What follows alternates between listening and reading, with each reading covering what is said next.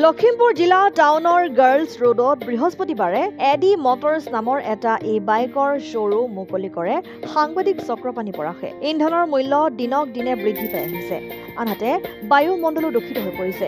এইবোৰৰ প্ৰতি লক্ষ্য ৰাখি জেলিঅ' কোম্পানীয়ে প্ৰস্তুত কৰি উলিয়াইছে কেইবাবিধো বাইক। এই বাইক এতিয়া লখিমপুৰতো উপলব্ধ।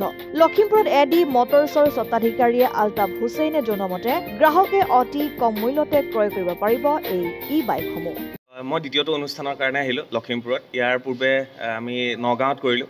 আৰু জেলিঅ' এনেকুৱা এখন দুচকীয়া বাহনৰ কোম্পানী যিটো খুব বেছি ভাল লাগিলে। আৰু যিহেতু তেল নালাগে আৰু ইলেক্ট্ৰিক বাহন, গতিকে চাৰ্জ দিয়ক আৰু চলাওক আৰু কম মূল্যত চলাওক। ধৰক 10 টকাতে আপুনি 100 কিলোমিটাৰ 90 কিলোমিটাৰ আপুনি যাব পাৰিব। সেইখিনি কথা ইতিমধ্যে ক'ব তেওঁলোকে।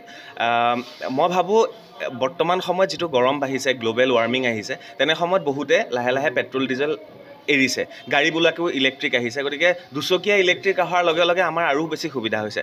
আৰু জেলিঅ'ৰ যিবিলাক দুচকীয়া বাহন কেইবাটাও আছে, তাৰ ভিতৰত বহুত ষ্টাইলিছ হয় মানে, আৰু সকলোৱে ব্যৱহাৰ কৰিব পাৰে। সেয়া হওক পুৰুষ, মহিলা, স্কুলৰ ছাত্ৰ ছাত্ৰী, ধৰক চাদৰ মেখেলা পিন্ধি বোৱাৰীয়েও চলাব পাৰিব।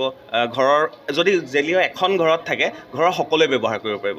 লগতে বজাৰ কৰিবলৈ যাবৰ কাৰণে এখন জেলিঅ'ৰ এটা মডেল আছে, সেইটো আপুনি বজাৰ কৰিবলৈ লৈ যাব পাৰিব।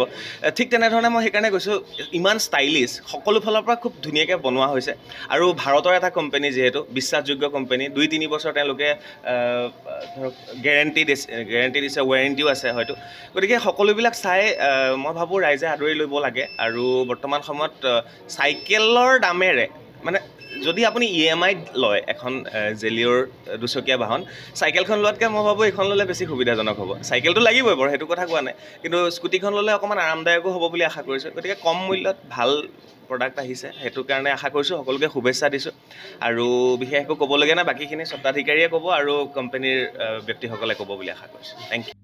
লখিমপুৰৰ পৰা ৰাহানুদ্দিন আহমেদৰ ৰিপৰ্ট, অসম আদিত্য।